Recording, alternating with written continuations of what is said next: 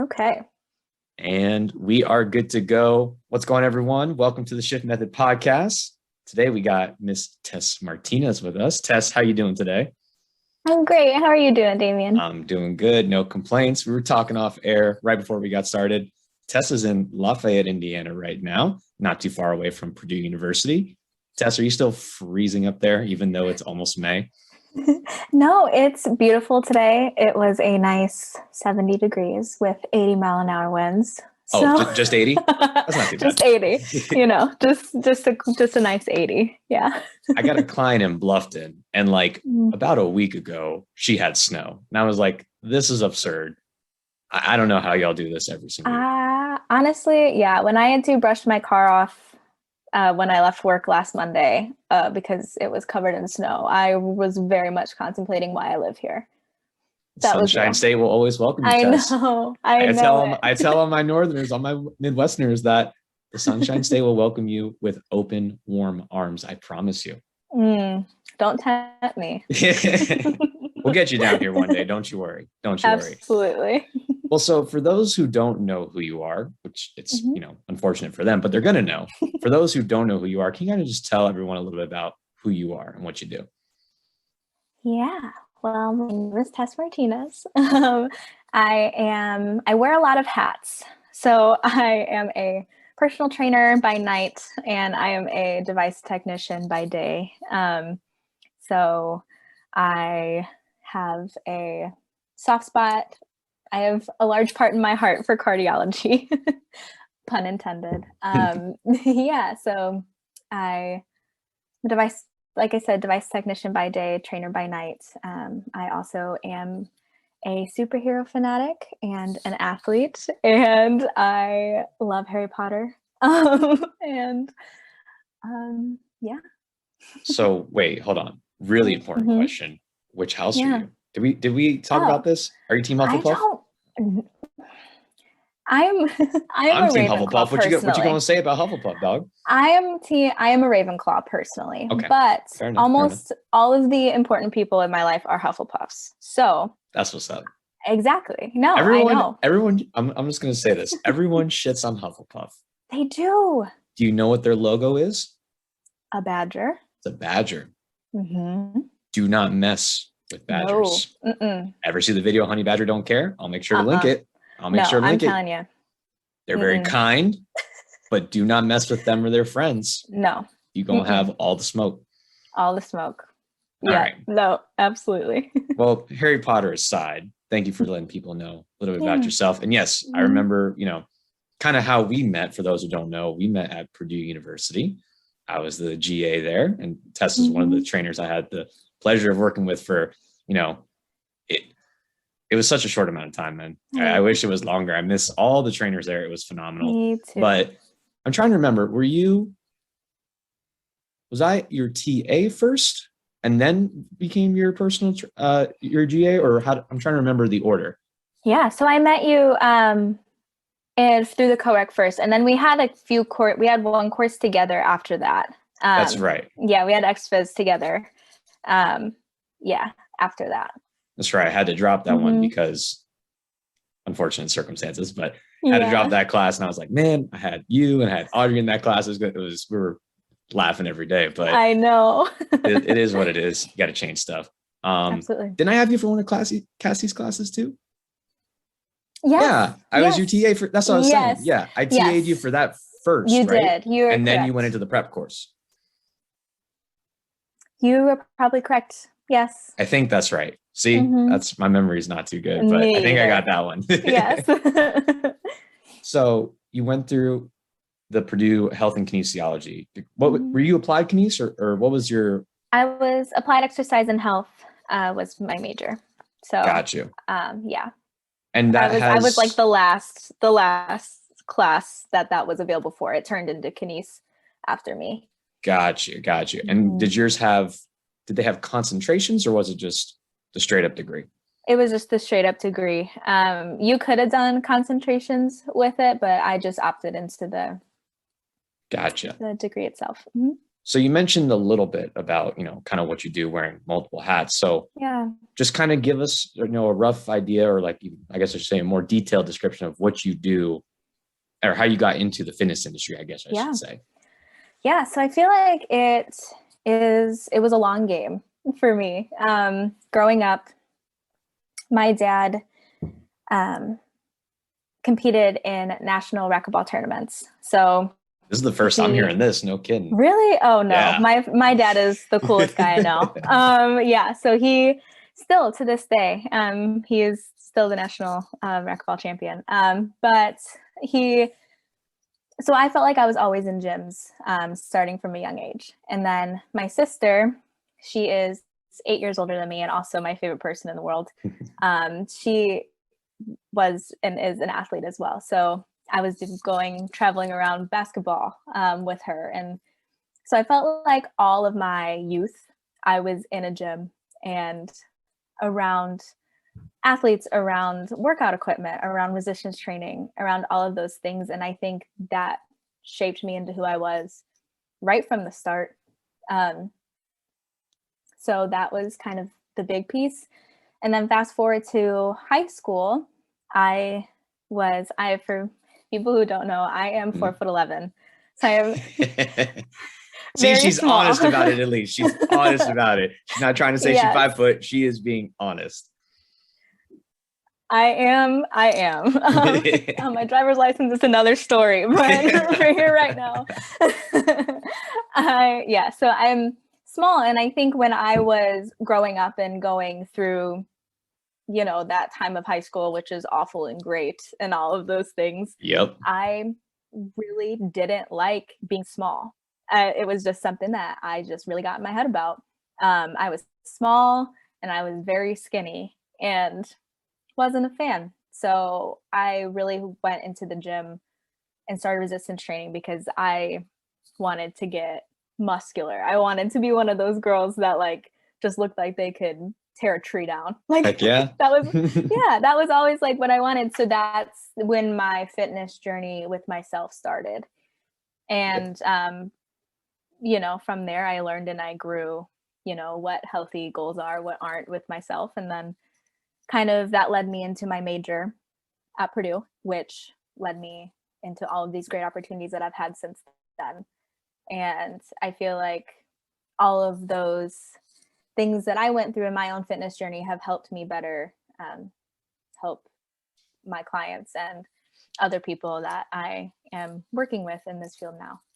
Yeah. Now, when you were starting to get into resistance training, what were you kind of using as kind of your reference? Like, were you just looking up stuff online? Were you asking your dad for assistance and your sister? What were you doing? Yeah, it was all the above. All the above. My dad, like I say, he resistance trained a ton when I was, still does, but when I was, that age. And my sister was really getting into fitness at that time too. And she kind of started as like, hey, like, why don't you come with me and like we could keep each other accountable. And I think that really helped a lot because that wasn't just stuff that we had on our own. We could also do that together. So that was a good bonding experience there. But she had purchased like a plan from a influencer, not an influencer, that's kind of a rough word, a coach, gotcha. a coach. And so we just kind of did that together for the beginning, probably like 10 months or so. And then from there, I just kind of started doing things on my own and kind of thinking what I wanted to work on and changing from there.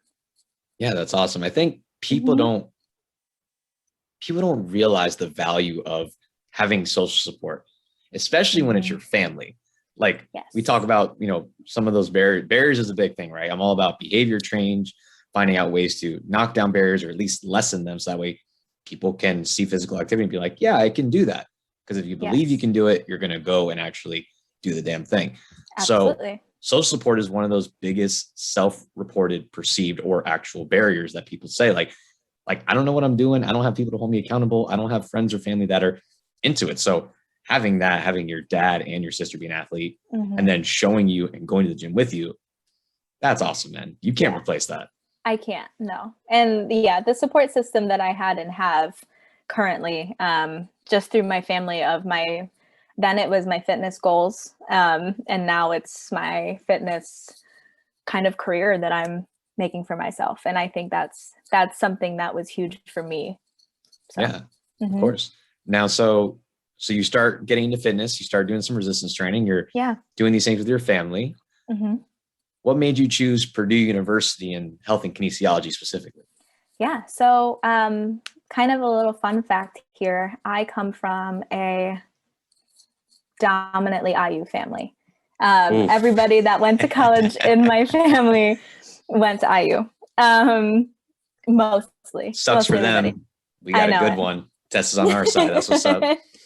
Yeah, I know it. And yeah, so I was dead set on going to IU just because, like I said, my sister was, everything to me. And I was like, I'm just going to do just that, And then I applied a bunch of places and I got a few letters from Purdue, and my mom was like, okay, like, let's just look at it. Like, she's like, I know how you feel about IU, but let's just look at it. And I was like, fine. So we went, and I actually got put in contact with like somebody from Health and Human Sciences. And I got like a tour of the Ishmael Center, and I got like he through like all different kind of majors with me, and I fell in love with the facilities at Purdue. Nice. Hands down. Like, it was just, I felt like it just felt like home. And then I left and I was like, yeah, like this is where I belong. And honestly, that was the best decision I've ever made, because I could not imagine being an alum of any other school. So Boiler up. Absolutely. I went to where I work right now, Florida Atlantic University, alma mater. Love the school. Phenomenal. Can't say enough nice things about it. But it is a commuter school. And it's a young school as well. I think it was founded in 1969. And I think Purdue was founded in 1869.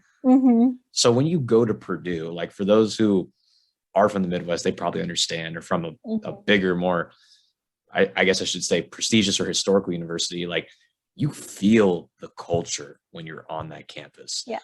Whether you're in the rec, which our rec center was the very first rec center in the country. It's not only one of the best, it is the first recreation center. But as you just walk around the campus, you see the art, the beautiful buildings, the history, the sculptures, the statues. You're like, man, this is a university. And then everywhere you go, it's black and gold country, man.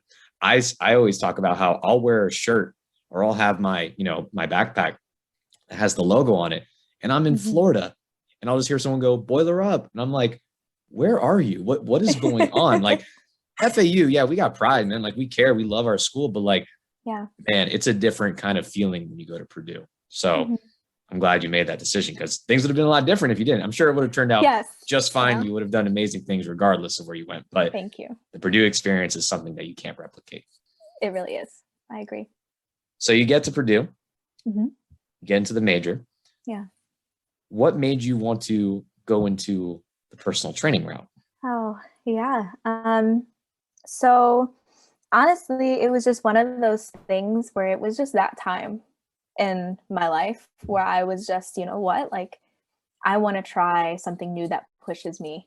And my friend Audrey, I feel like she'll come up a lot, because a lot of our love Audrey. She'll be on here one day. She'll be on. Yeah, Audrey's the best. But she came up to me one day and she's like, hey, like, let's go try out this ACE prep course at the COREC, and let's be trainers together. Like, that'd be awesome. And I was like, yeah, one of my best friends, Jill, she was already a trainer. So I was like, yeah, absolutely. Spend time with my best friends. Like, forget about it, Yep. But then literally, I will never forget that first prep course class that I was in. And I was just sitting there, and you were talking about roles as a trainer and what would be expected, and just like the overview of what we would be going through these next few weeks. And I was like, this is where I'm supposed to be. And from there, it was just incredible experience, and it was just a no-brainer. like I was so excited to go to the prep course. Like I was so excited to learn more. And even though it's synonymous with the courses that I was taking for my major, it was just so exciting to, I don't know, be in that environment.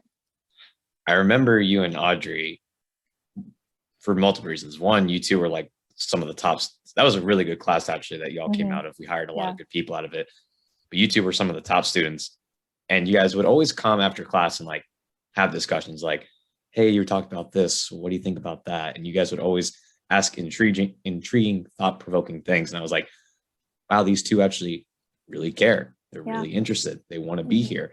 It's not just, I want to be a trainer and work at a gym. It's like, no, we actually like kind of want to work with people and help them be better. We want to understand this material, not just regurgitate what Damien says because he says it.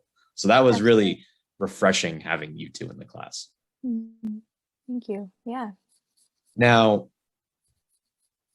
what was it about the prep course? You mentioned, I think this is an important thing. You mentioned like, you know, you learned similar stuff to what you learned in your class, but throughout the course, you enjoyed it and you wanted to stay with it. And you felt like you learned a lot from it.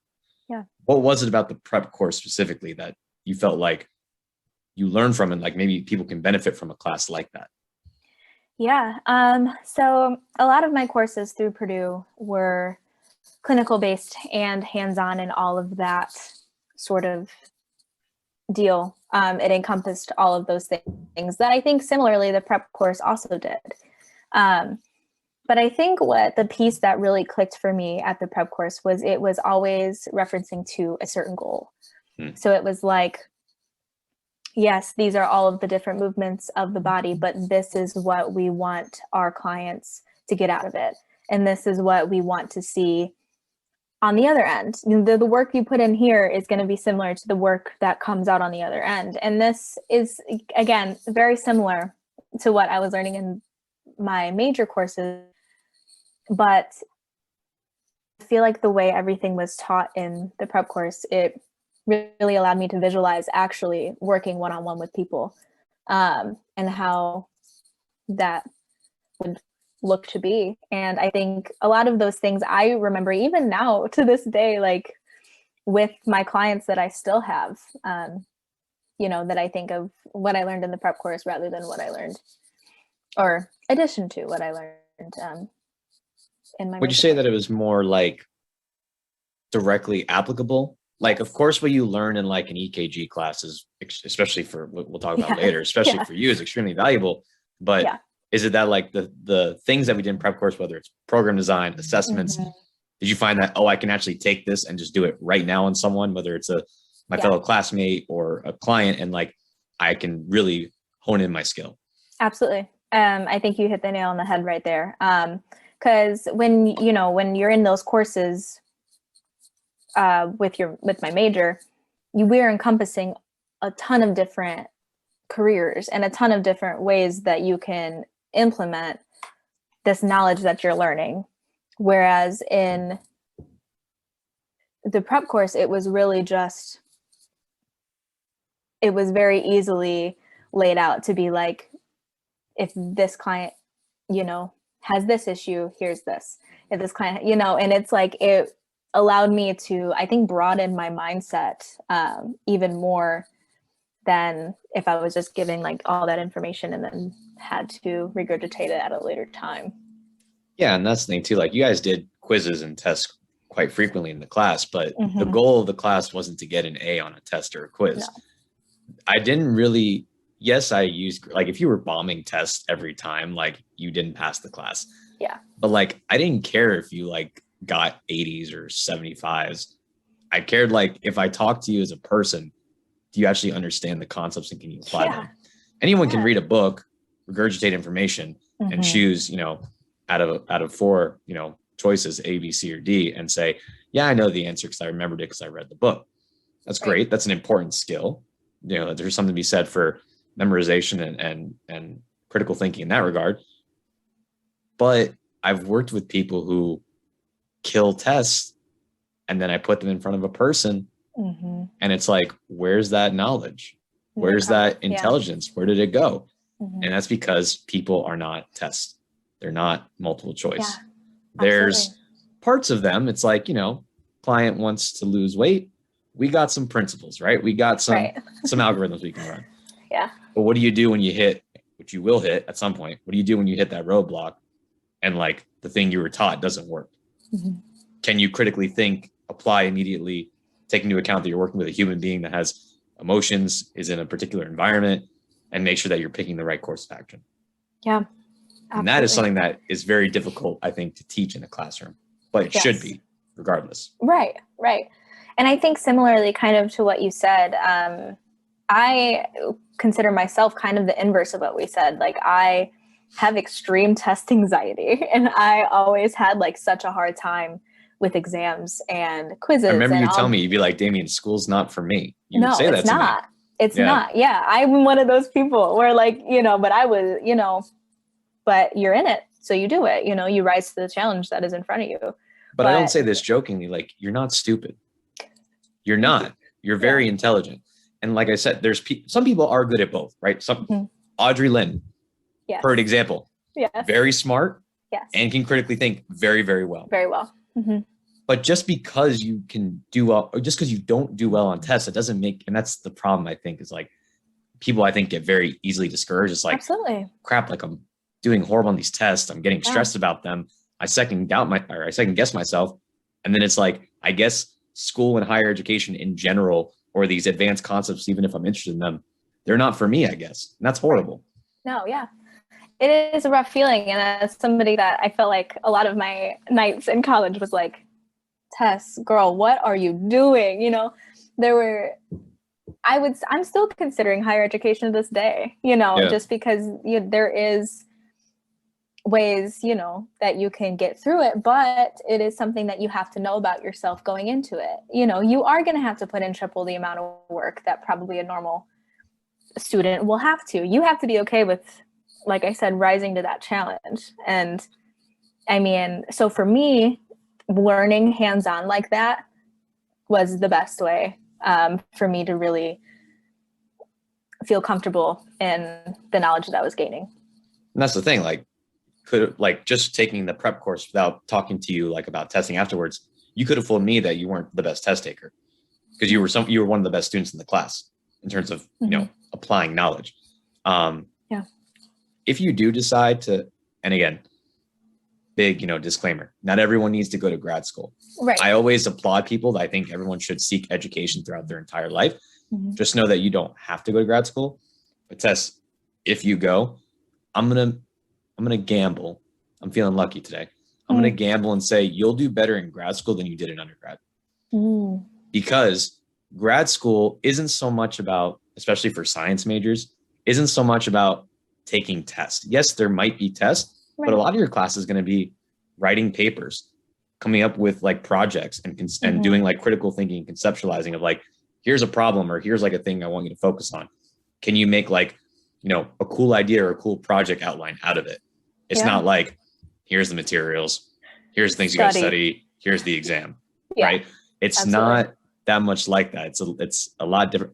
I personally I love my undergrad experience, but the freedom and the ability to kind of focus on particular things that I was interested in grad school, that was such a fun experience, man. Yeah, absolutely. I don't doubt that for a single second. Yeah. So you're gonna do good with that if you do decide to go that route. Thank you. And of course, I got you on that letter of rec, so just let me know when you need it. You're the best. Thanks. I got you, man. So you go through the prep course, you go and get certified. Yeah. Now you're officially a personal trainer at Purdue's Recreation and Wellness Center. What is that feeling like? Oh, I'm literally looking up at my, I have my my certificate from my trainer and then my award from Recwell up on my wall. And my time, and I cannot stress this enough, my time at Purdue Recwell was some of the best times of my life. I still to this day am so in awe of the people that I was blessed enough to work with. And honestly, I'll get onto my little tangent here about you right now as I can. But I mean, you were one of the most important mentors to me in my whole undergraduate experience. And I could not imagine my time at Purdue or Purdue Recwell having not met you, and you've taught me so much. And I feel like not only have you seen me grow so much, but I feel like I've seen you grow so much and the shift method grow so much. And I just couldn't be any prouder to call you a friend and also call you a mentor. And that's such an important thing that I think about when I think about my time at Purdue Recwell. So thank you. Thank you. You're very kind. I appreciate that. And you're right. Like, you know, my main goal is to help all of you in terms of finding ways to become professionals in the field, right? But I will admit, you know, I did learn quite a lot from all of you as well. I mean, again, I'll talk at Purdue till the day I die, man. Like, it is a competitive academic environment. And, you know, you read some of these resumes these kids have and you're like, how old are you? This is like, most people won't get that kind of experience in their entire life, let alone by the time they're 18 years old.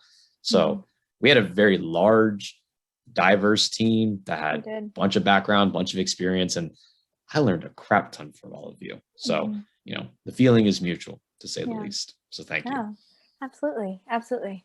Yeah, no. And I feel like there were just so many bright minds that were in our team. Like, when we used to have our team meetings, I remember just when we would do that exercise where we would sit in the circle and somebody would like bring up a topic or, you know, something that they are kind of having issues with clients, or, you know, something that they want further ideas on. And just the sounding board that we had in that room was insane. Like, I remember that was one of those things that was so cool. And like, I feel like in the moment, it was like an out of body experience. It was like, all of these people are, you know, my teammates, and they're all great. Yeah, that's the whole, like, when you got 40 minds that all have the same goal, like, you might as well use them. Absolutely. And it can be, you know, sometimes like I've talked about it before. Like, I have people, like right now I'm using Austin Lee. He's helping me program. Can I program for myself and be successful? 1000%. But I also like to see different perspectives, because sometimes I get in my own way as a coach.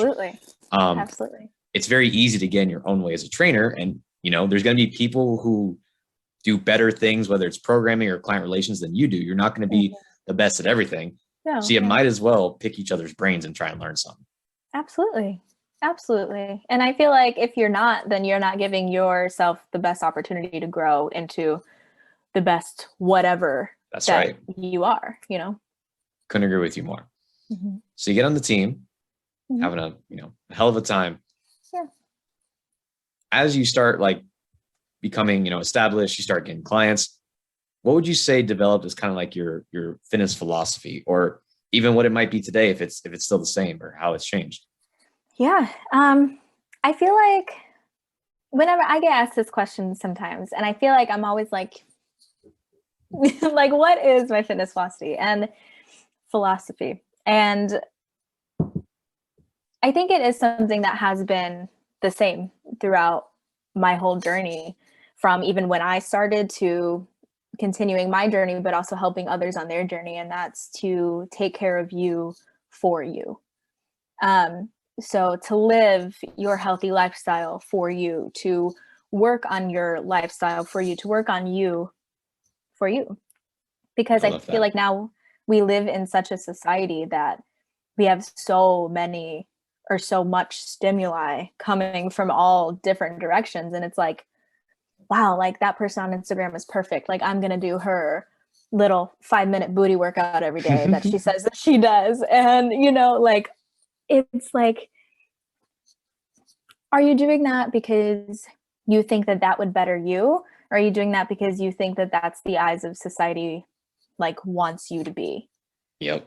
And I think that is just such an important thing to hold onto while you're, because I feel like living a healthy lifestyle, and I feel like we'll go more into this, but living a healthy lifestyle is exercising and definitely your body, but it's also your mind. You can only be so healthy. You can only exercise so much, and then you're going to be hitting these walls if you're not mentally doing it for the right reasons. So I think that's something that I definitely check in with my clients a ton about. Is I'm like, how are we doing? Like, I know how we're doing in the program, Like, Mhm. believe me, but how are we doing now? Do we feel like this is working for you? How are your stressors? Do you feel like, how does your body feel? Like, tell me these things, and, then we'll make changes. I've thrown out complete programs by some of these sit down talks that I've had with my clients, just because if it's a tough time in their life, I'm not going to have them trying to hit PRs that Yeah, week, like it's, you need to check in on you and better you for you, not for any other reason other than just yourself. I love that. What Tess just outlined, or what you just outlined there, Tess, is the difference between a trainer and a personal trainer. Mm-hmm. I'm sure you remember one of the big things I always harped on, and I tell this to all my students, is anyone can write a program. Anyone can say, this is the sets, these are the reps, these are the exercises. But unless you can make it personal to the individual, and unless you can actually get to know your person, meaning, do you care about their life? Mm-hmm. Are you listening to those other things like stress, how they're doing in with their job? Are you talking about their family? Mm-hmm. If you can't integrate those things, if you can't get the person to buy into you and you to be able to build a relationship outside of just writing program design, you're not going to get very far. Because like life, there's going to come a time where even if the person is on the straight and narrow and everything's going well, even if they don't seem like a very emotional person, things are going to come up. Yeah. And you're going to have to navigate that because you're working with a human being. Absolutely. And I really liked how you said, do you for you, right? We talk about, extrinsic, intrinsic motivation, right? Mm-hmm. And extrinsic does have its time and place, right? Yes. It shouldn't be demonized. Like, you should never use extrinsic. You should never look at goals or be competitive. Like, I'm not for that. Mm-hmm. But at the end of the day, like, long-term, what's going to help you not only be active, but be active in a healthy, self-respect manner, it's got to come from within, man. And going back to like what you said about like the booty blast workout, man, I'm still working on my booty blast program. I don't know how well it's going, but what I can tell you is that even if I have great benefits from that program, what is that going to make me feel like at the end? Right? You lose that 20 pounds. Cool. Maybe you needed to. Maybe it was, good for your body, good for, your heart, good for, your metabolic system. Absolutely. But does that number on the scale really change how you feel about yourself across other dimensions? Your self-worth, your perceived value of how society looks at you, right? All those things don't necessarily change just because you become more active. They help for sure. Being healthier, being more active can definitely help with that. But it's, why are you doing it? Because if you're maybe not doing it for the reason, like Tess said, for yourself or for potentially the right reason, it may not be sustainable. Absolutely. Right? You lose all this weight. You get that waistline that you want. You're eating, 800 calories a day. Not going to happen. Probably isn't. But if you're doing it, it's not going to last very long. Yep. Cool. And you get to this point. Can you do that for another 80 years? Good luck. Absolutely. Good luck. So it's really dissecting, what you want as a person and why you want it, and hopefully finding a good coach to help kind of guide you along the way and be your cheerleader, your supporter, the person that you can bounce ideas off of and can walk you through on that journey. Absolutely. And I think kind of bouncing off of that, as trainers, you have to know like you were saying, you have to know your client, not only who they are, but also how they respond to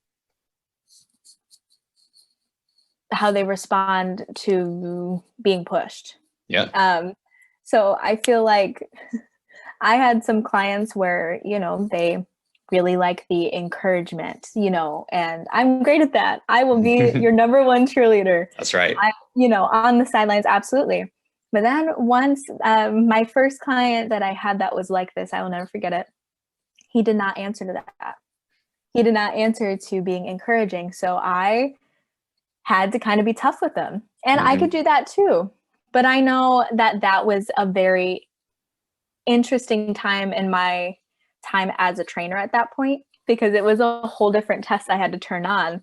But then it was like a complete change in his progress once we figured out how each other worked. Like, yes, do I did I literally run like a boot camp when we were in the studio? Absolutely. But was he, I mean, he was still, I mean, he's the best, and we still had such a great relationship. But I feel like you just, as trainers, we have to really take the time and understand our client and how they respond best to working. Yeah, you're working with an individual, right? Mm-hmm. I understand that there's going to be general assumptions, right? You work with someone who's young versus old, this or that, or this goal and that goal, right? I understand why general assumptions come up, but I try my best not to. I start with Absolutely. Like, this is a person in front of me, and I'm going to take what they give me, and I'm going to, I'm not going to change who I am, but I'm going to modify my coaching style slightly to put them in the best position to be successful, whether that's being more of a, a boot camp instructor, or if I got to be that supporter, or I got to be a little softer, or I know I got to push you. Absolutely. Right? Different things for different people. And you got to figure out which one's going to work. Because if you're that boot camp instructor, yes, of course, you can attract a crowd and find your little niche where everyone just likes, boot camp instructor style. Yeah. But if you want to be a complete trainer, you're not going to get very far with that, because it's like, This is all I'm going to do. And if you don't fall in line, it's obviously my client's the problem, because they're just not getting it. Right. Or if you're too soft on your clients and it's like, I understand, I'm talking with them, I'm trying to break down these barriers, all good things, has a time and place, but sometimes you really got to push people. You got to challenge them. Absolutely. And if you're too, for lack of a better term, soft on them sometimes, then they're not going to have progress either. No, absolutely. I completely agree.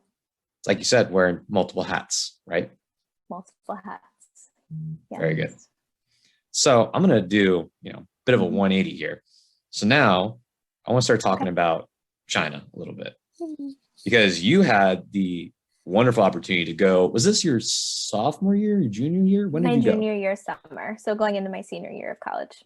Very, very nice. So you went to China to go to various, what was this medical schools, or what was this that you went to? Yeah. So we spent most of our time at Beijing Sport University in Beijing, China. And that's where we studied. And this is with the HK department. Some of your, I think you went with Audrey, and you had a bunch of friends, and Professor Ledman went with you. Yes. Cassie's been on the podcast. Yes. Yeah. What was that experience like? Because, opposite side of the world, Eastern versus Western philosophy and medicine. Like, what was that whole adventure like? Eye-opening is the word that comes to mind. But it was, and it still is to this day, the experience that I hold most dear to my heart. Just experiencing a whole different culture in of itself was beautiful. Honestly, it was absolutely beautiful, and something that is so different from anything that I personally have ever known, ever seen. I mean, that was really my first time going out of the country, and I was going to China. So it was definitely eye-opening, but I learned so much. And I feel like I became so much more of an empath. I didn't know that was possible. But I did through that experience, for sure.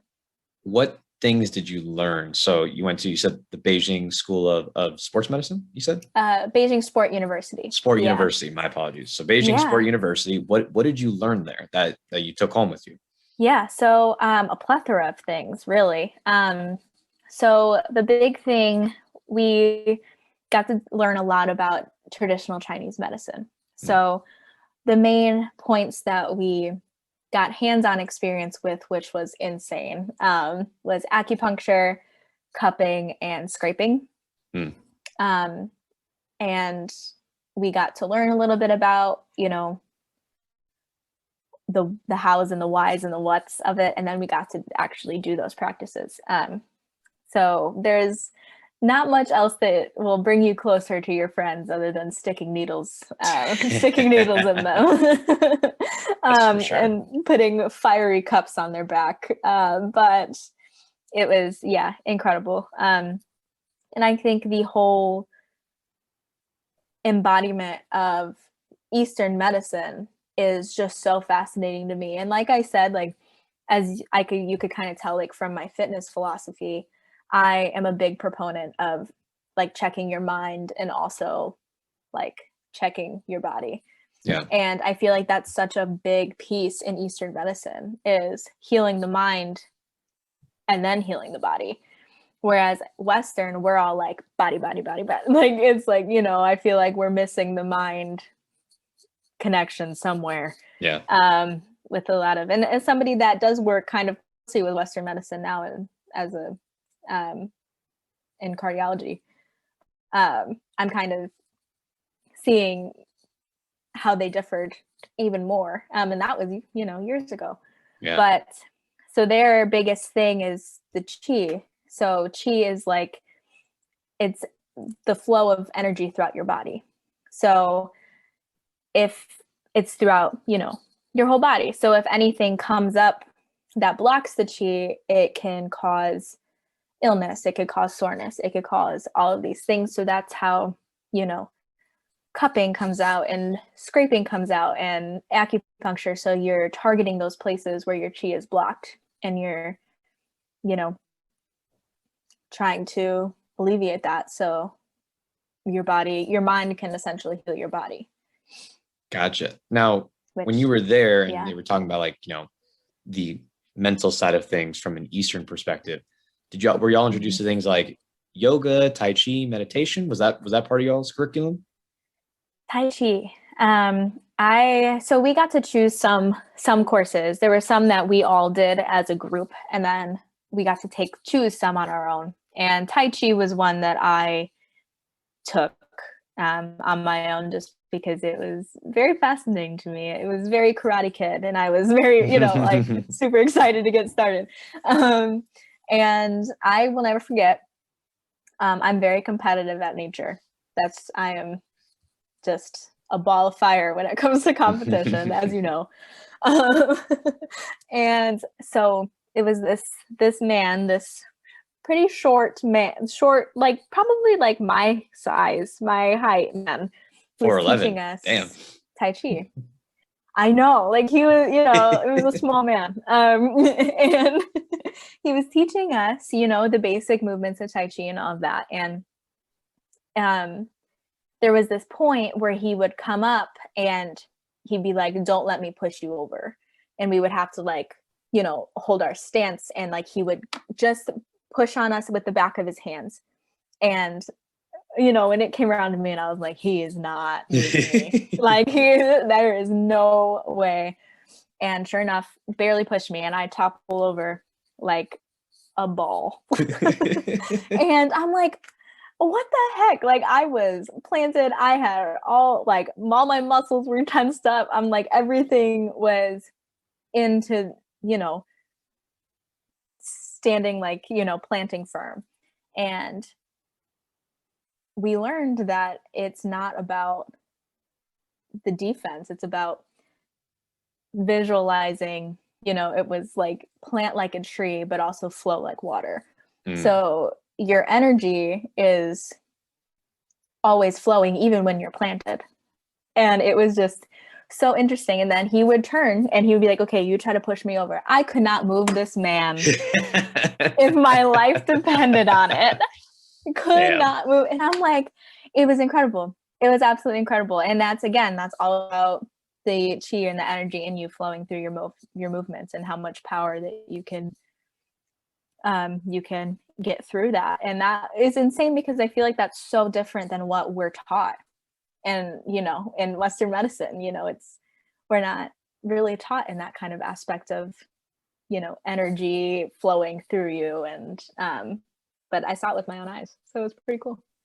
Yeah. And I think, you know, a lot can be taken from that, because, you know, the term that comes to mind when I heard you talking about that is homeostasis, or dynamic equilibrium, right? So people often think, like, I'm not going to go into lab results and like talking about, you know, blood levels, because I'm definitely not qualified, but everyone thinks like, oh, I have to be at like this exact marker, I have to be at this exact level, and this can't be like this, and this can't be like that. The body isn't a static thing. Blood levels of things are going up and down. You know, your fatigue level throughout the day goes up and down. Hormone levels throughout the day go up and down. Your body is dynamic equilibrium. It's a moving point. It's not a static, like this is where you need to be. You got a spectrum, you got a range, you can move within that. I'm not a religious person, but I do like these concepts. People talk about like the yin and yang, right? Absolutely. Dynamic equilibrium between two things that are always working together, but also fighting, right?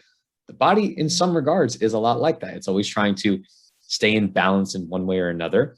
Sometimes it goes a little high, sometimes it goes a little bit low, and that's okay as long as you're not static or too much in the other direction.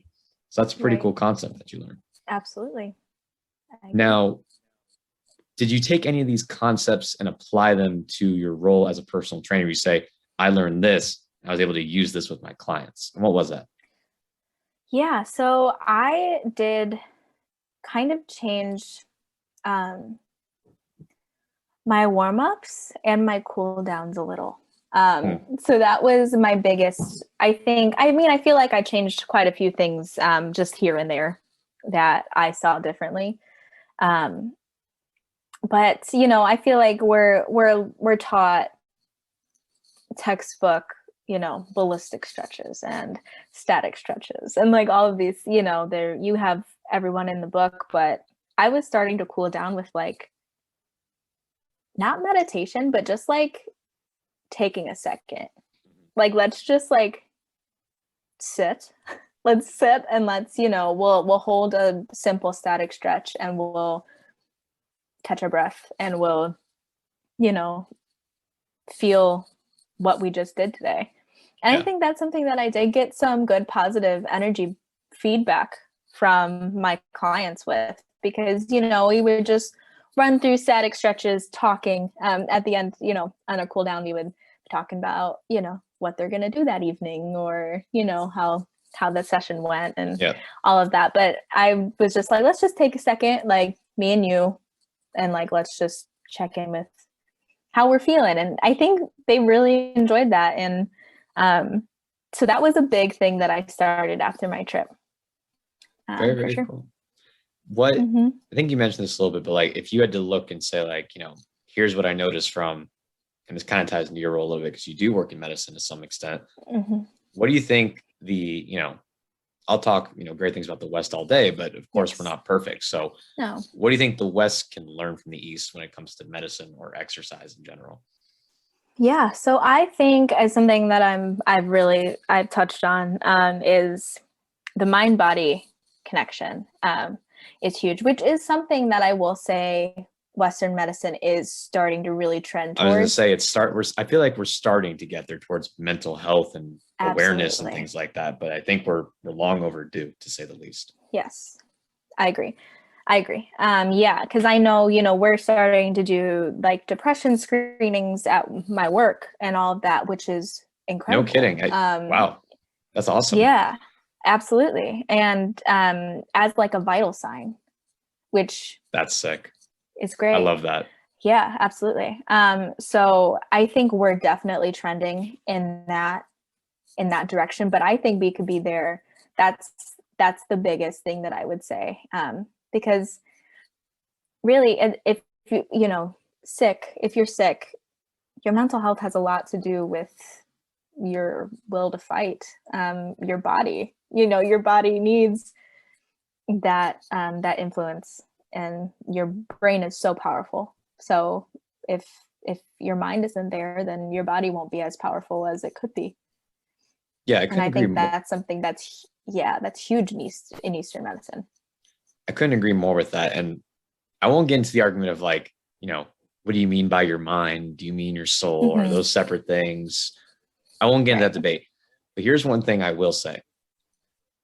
When it comes to your mind, let's look at it from just a Western physiological standpoint, right?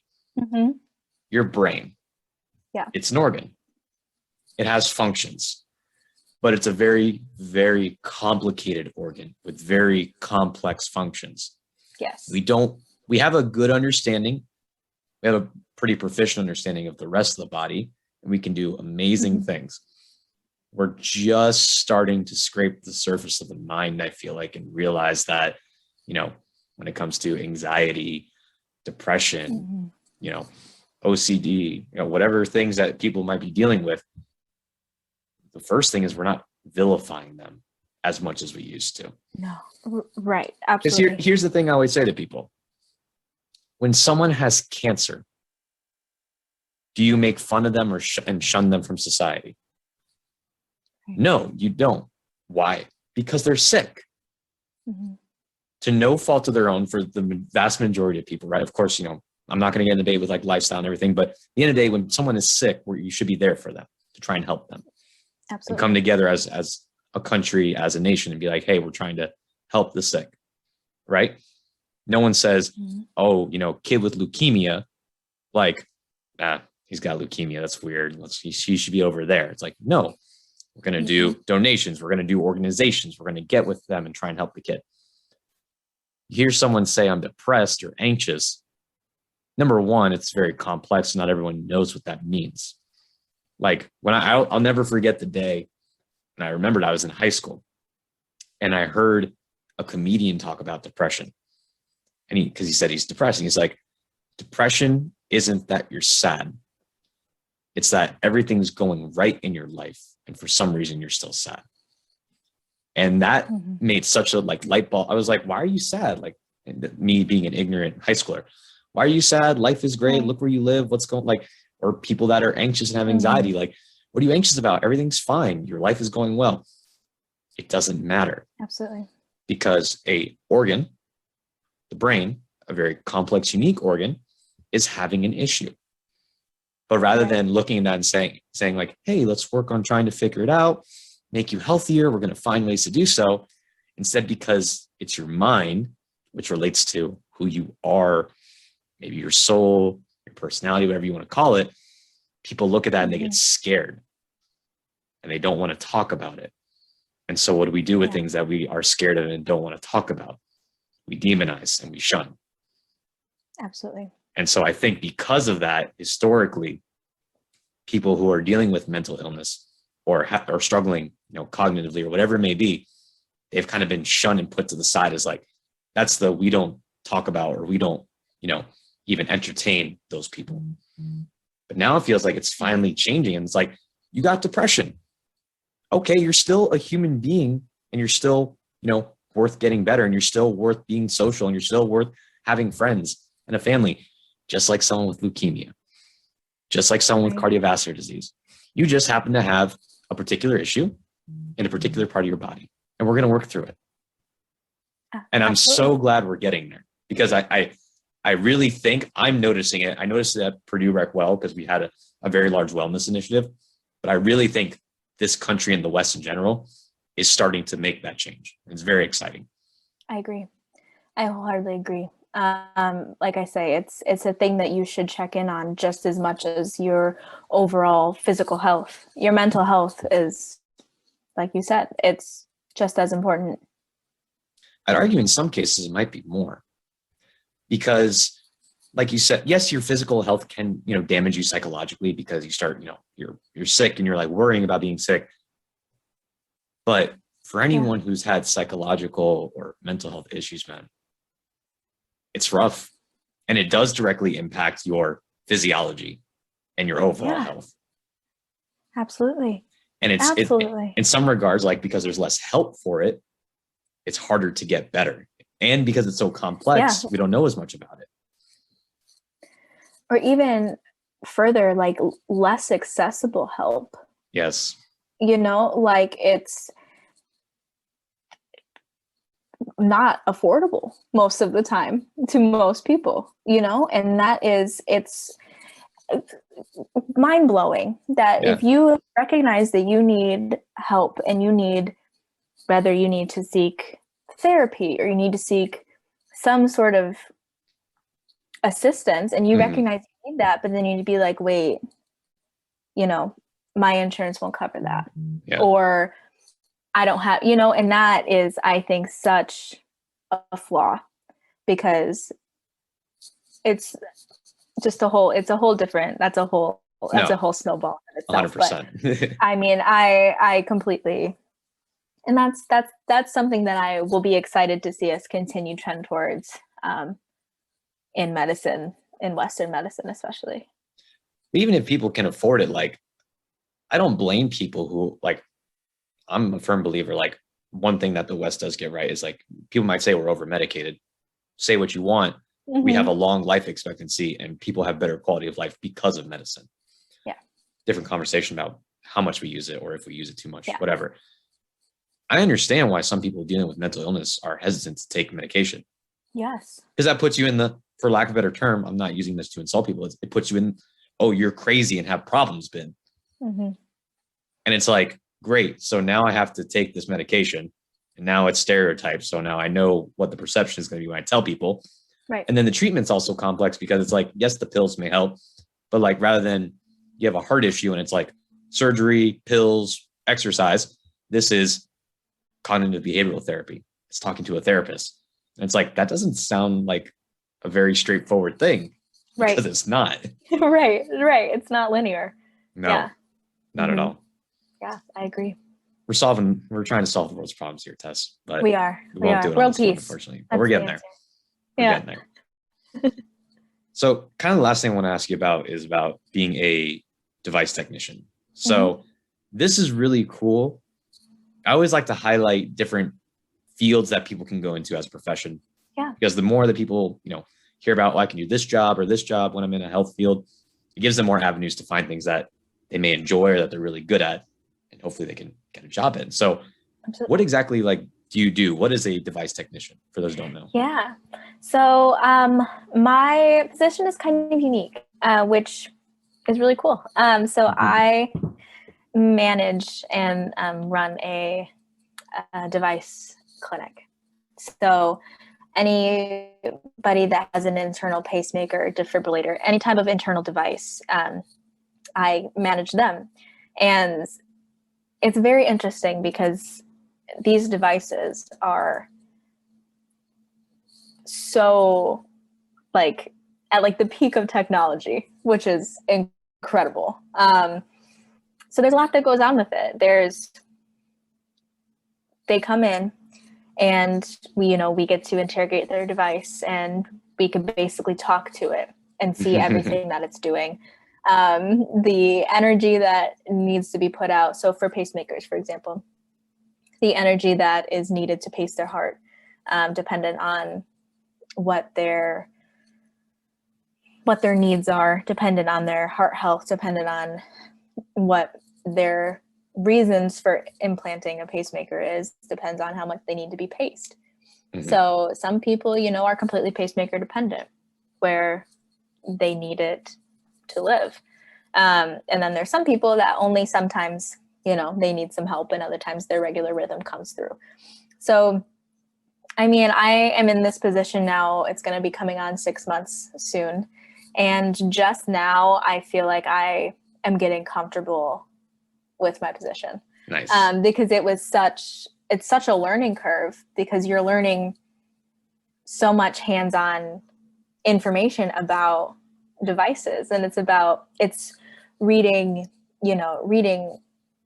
EKGs quickly as it's happening in front of you. That in of itself is just, EKGs is a lot. It's a lot. It's a lot. It is a lot. And then the biggest thing, so I came into this position right out of undergrad, and I took the EKG interpretation course that you talked about with Cassie.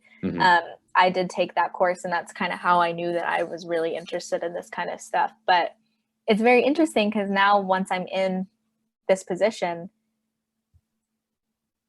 I feel like I always came back to normal sinus rhythm. So this is what a normal, a fully functioning heart looks like. I could tell you, I probably haven't seen one in 6 months. It's one of, in that I've worked, and it's one of those things where it's just so different. It's different to see all of the things that I've been studying, in school, and it was, and the things that'll just come across the screen, and it's like, oh, yep, that's, that's AFib, or that's a flutter, or that's, and it's one of those things that come in time. But so anyway, so our patients come in once a year, and then they're monitored remotely. So they have a little home monitor at home, and that reads their device every night. And if, they have an episode, or, if they got shocked And if their defibrillator shocked them, that information gets relayed right to my clinic. If they're fine and if everything's good, I only get readings once every 3 months. And so it's managing patients in the in-clinic, but also monitoring them when they're home as well. So gotcha. It's a very interesting job, and I am so happy with it, and I love learning and growing every day. But it is definitely a lot. It's a lot to learn. No, I'd imagine. So are you you're interpreting the data that's you're getting from these medical devices, and then are you communicating with their doctor, their primary care to like formulate a plan, or what are you doing with that information exactly? So so I work with 2 physicians, 2 electrophysiologists, and basically they get so I will I'll interrogate the device. I'll give them all of the information. I'll give them the threshold numbers, the amplitude of their P waves, that kind of thing. And we want to make sure that the device is functioning as efficiently as possible, because it is a battery inside of you. So we want to make sure that we're getting the most out of it, because, once it's out, we're going to need to put in a new one. So, so I get all the information, and then we'll relay it to them, and they come in, they read that stuff a lot better than I do. But don't sell yourself short now. Come on. But they'll come in, and then they'll make a plan from there. So they will just check pacemakers and defibrillators, and then they'll see them on the other side as well. That isn't just my clinic, and then they'll talk more about the ins and outs of the heart, if you will. So I'm strictly just the device. Are you, for those who are in clinic that you see, are you doing exercise prescription? Or are you purely just device interrogation and relaying info to the doctors? Yeah, I am purely just device interrogation. However, they do like to ask me a lot of questions about exercise and about all of that kind of,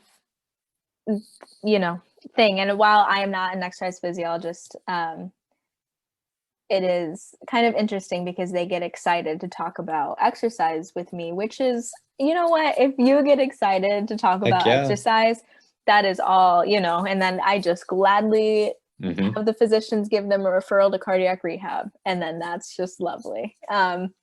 So I am getting a little exercise influence in my position, which is great. Well, just being able to like tell your patients like, hey, like if you meet these basic ACSM guidelines over the course of like your rehabilitation process, like the benefits that it will, have on your heart, your cardiovascular and cardiorespiratory system is like immense, right? Absolutely. Just aiming, because most people don't get it. No. You know this. No. In those 150 minutes, that is going to change your life. It really will. Absolutely. And there's actually a setting on some devices where as soon as I like plug in to their device, it'll tell me like, hey, basically this patient has not been active at all. Like it'll tell me that kind of information, which is kind of good to know, because that is something that we take into account when the physicians take into account when they, they're like, are you moving? Are you walking? Are you, and it's something that was very interesting when I saw that for the first time. I'm like, okay, so we're trending in a direction that is definitely exercise focused. But so now how do these devices distinguish between maybe abnormal heart rhythm or rate and exercise? Because like if someone's having tachycardia, or like they have an episode of tachycardia, and it's like, oh, hey, you had your heart rate jump up to about 130 for 15 minutes. Were you on a run, or is like, no, I just had a tachycardia episode? Like, how does it distinguish between exercise and that? That's a great question.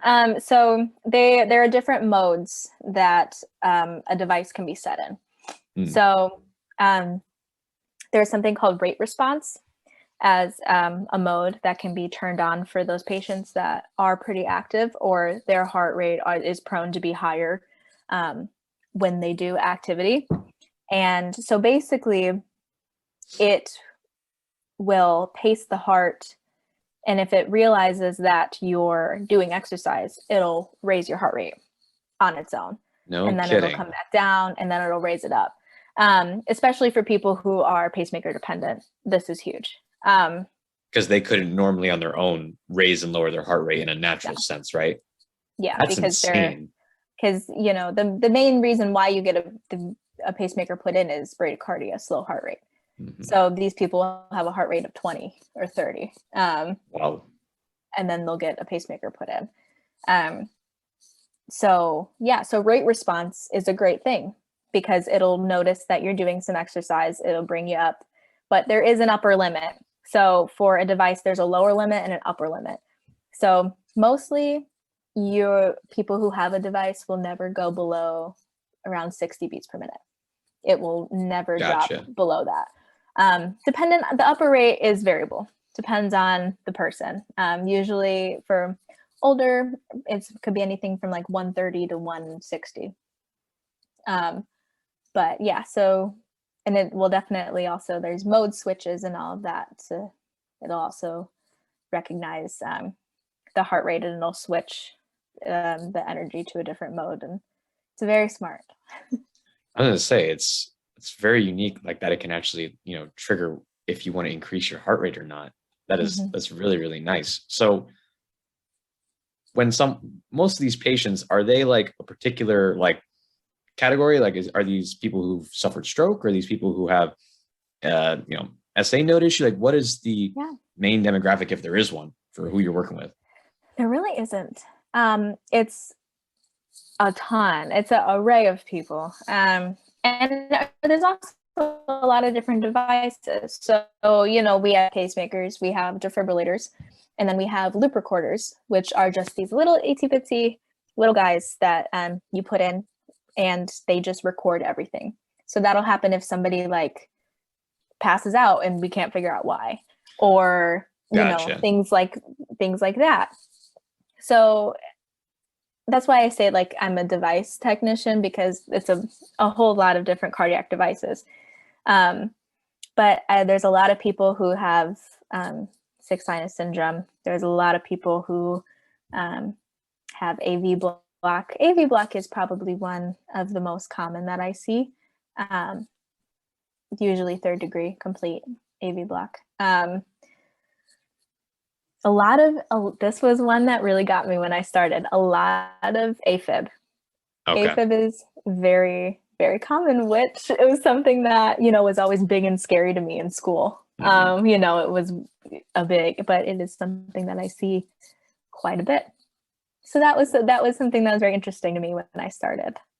This is something I'm interested in, because I always talk to you about how, the human body, while we're all relatively similar in our anatomy and physiology, everyone is slightly different. Mm-hmm. When you've looked at, your chance to look at normal heart rhythms, or maybe even people who have the same disorder with the heart, AFib, blockage, is it kind of the same thing where like you see similarities, but like everyone's kind of unique in some regard? Like what's it like? Yeah. There is a similarity in some arrhythmia, in most arrhythmias, but and that's where I think kind of like knowing your stuff is so important, because once you see just like a little bit of it, like, then you're like, oh yeah, that's A flutter. Like, absolutely. Mm-hmm. But did it look anything like the A flutter that we saw an hour ago? Not really. But you see the sawtooth edges, and you see it's regular, and like all, then you kind of put that together in real time. But I mean, they do have similarities, but sometimes the morphology is different, or sometimes they'll throw a PVC and you're like, what was that? And it's very, very interesting. And that's been a big learning piece, is kind of not only knowing my rhythms, because I feel like I was pretty good at my rhythms when I started this position, but like having your rhythms down is something that comes with time, for sure. You're giving me flashbacks. One of the toughest exams, not just court exams that I've ever taken in all of my, I guess, education, graduate, collegiate, high school, whatever, was an EKG test.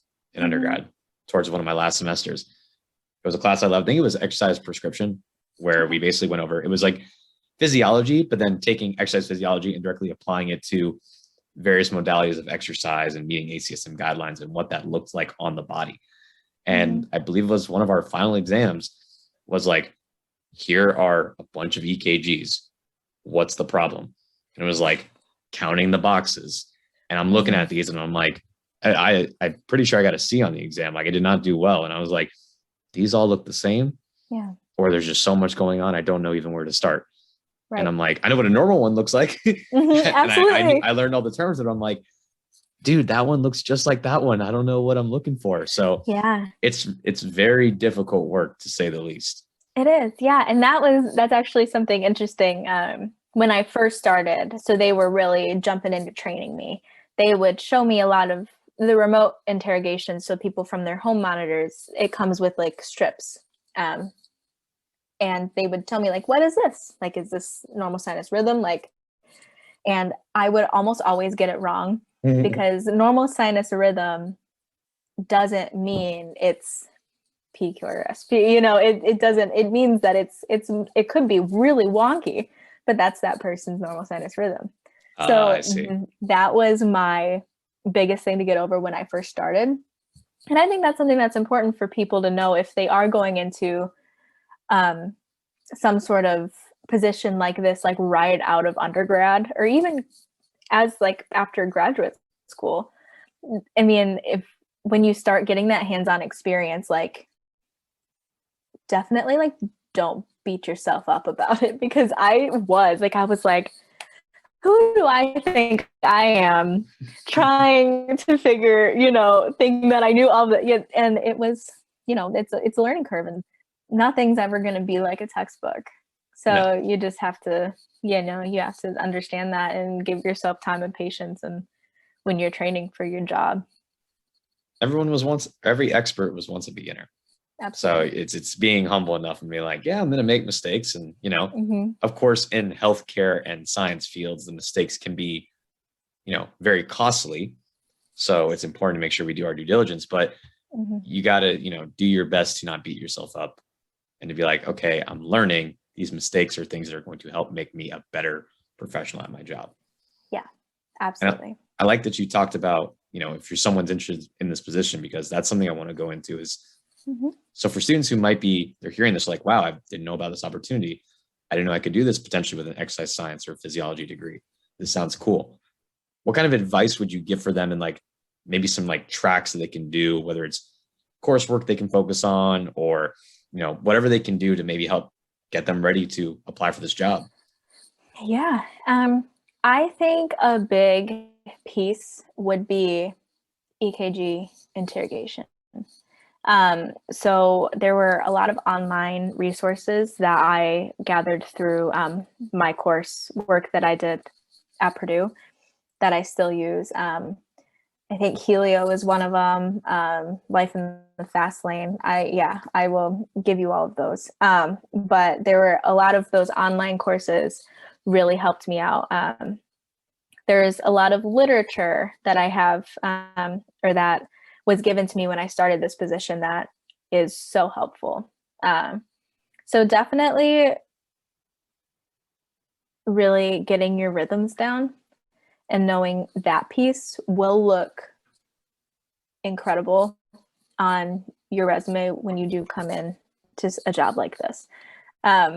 Because like the fact that I took an EKG interrogation course moved, like my boss said, like that was huge. So I think that is something that is a great skill to really have and like show that you have, if this is a position that you are interested in, because it is something that you do use quite a bit in the position. And yeah, for those listening, like, if you're interested in this profession, like it can't hurt to ask your professors. I remember at one of the classes I got credit for in my graduate school was actually working with Cassie through this kind of like internship program, I guess you could say. And part of it was showing students, high school students who were looking forward to coming to potentially Purdue in the future, how to look at, read, and get a basic understanding of EKGs. That's really and awesome. Cassie loves, like, that's her wheelhouse, is EKGs. She's the best. Yeah. She is one of the best out there for sure. Mm-hmm. And I got that opportunity to learn how to put on bleeds, how to get a general understanding of reading the EKGs. And that was a really cool experience. So if you have a physiology department and you have a professor that, you know, is interested or focuses on that field, it does not hurt to ask them maybe for practice or just to learn more about it. Yeah, absolutely. And I think similarly, that kind of is how I came into this position. So I did an internship my last semester of my undergrad at Purdue, and I did it in cardiac rehab. And my time in cardiac rehab, it was also, I work at IU Health.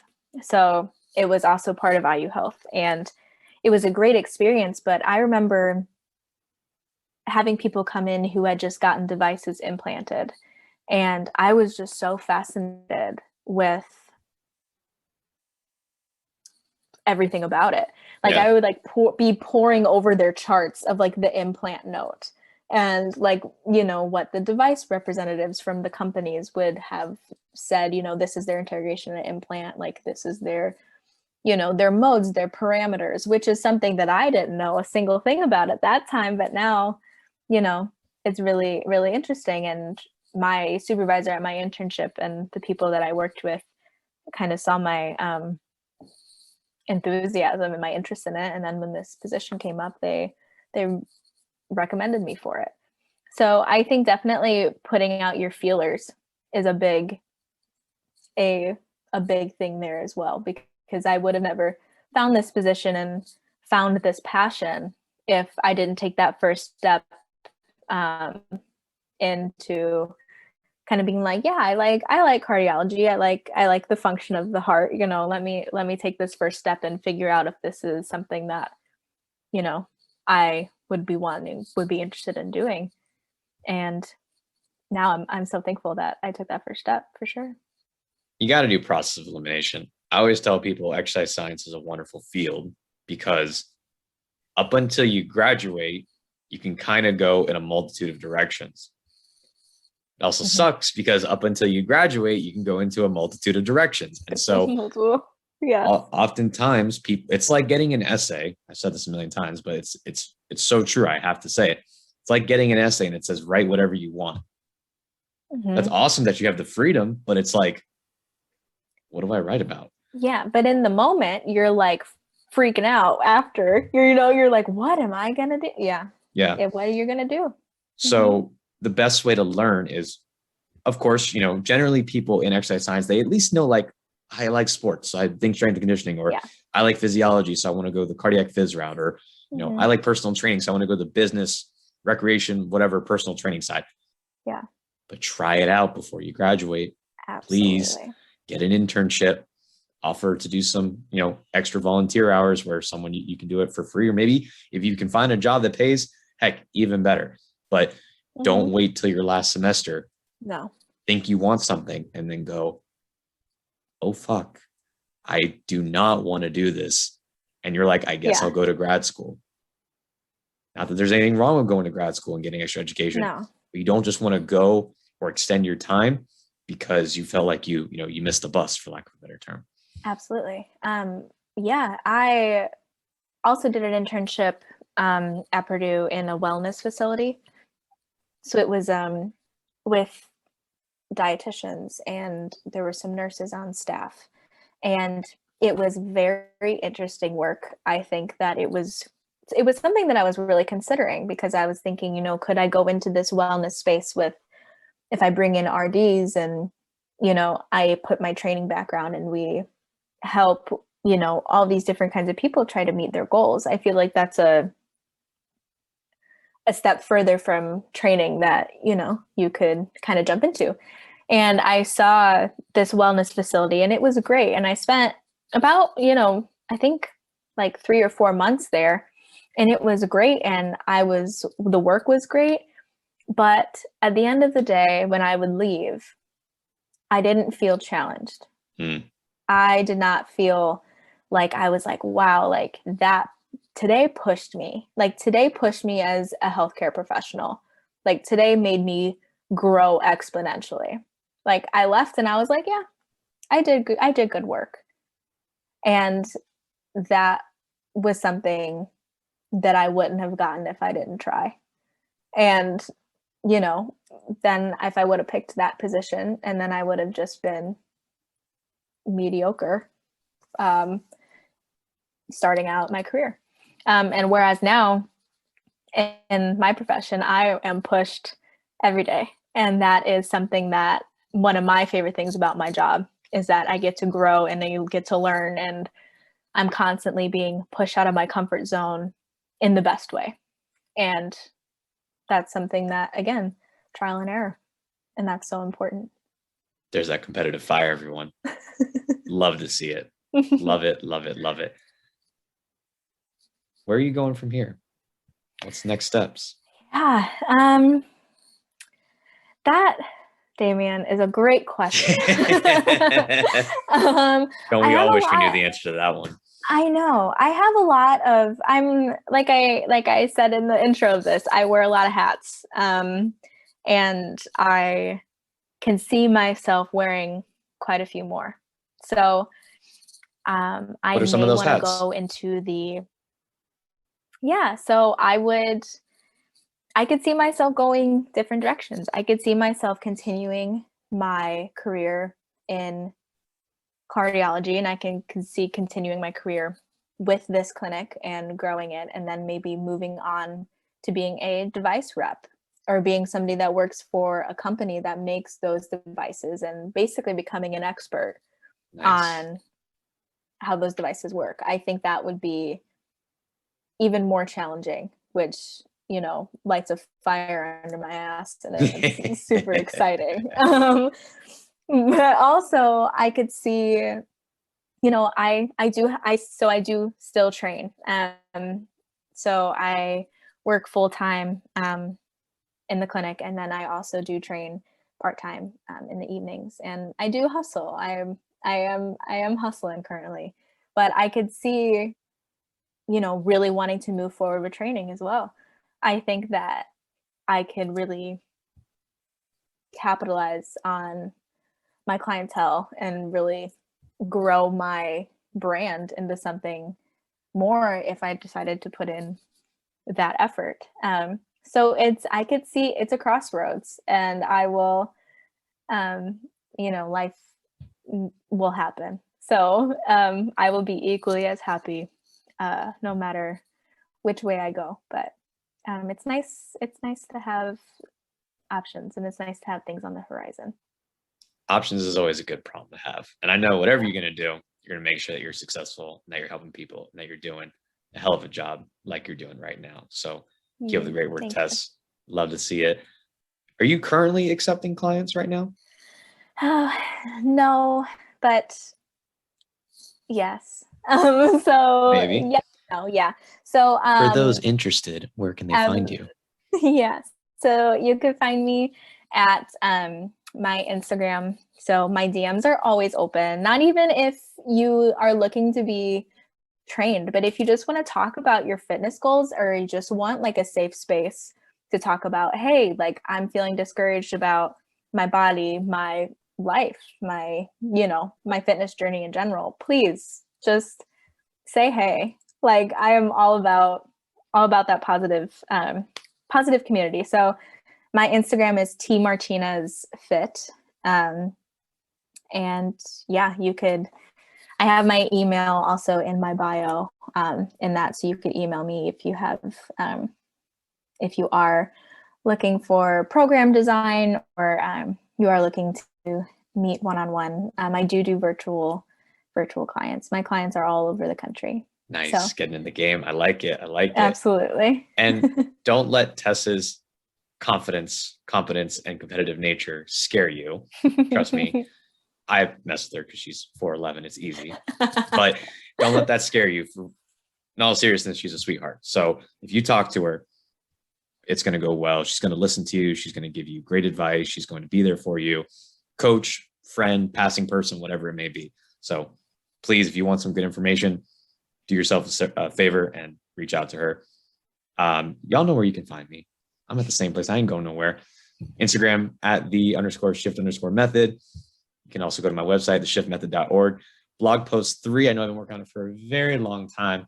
A lot of stuff, but it will actually be done this week. May release it on Friday. This is actually going to go out. I'm recording this on Monday. It's going to go out the following Monday. So it'll probably be released maybe before this podcast, if not roughly around the same time. But you'll be able to check that out. Again, that's theshiftmethod.org. We still got shirts. We still got masks. Also, I'm having some spots open for clients. So it doesn't matter if you're in South Florida, I can see you in person. Or if you want to do virtual, if you want program design, or you want me to train you via Zoom, that option's there as well. Just go ahead and click any of the take action buttons on my website. And that's all we got for you, Tess. It was so good seeing you. Hope everything goes well. Thank you. And we'll talk again. This won't be the last Absolutely. time. Take care, everyone. Thank you so much, Damien. That's it.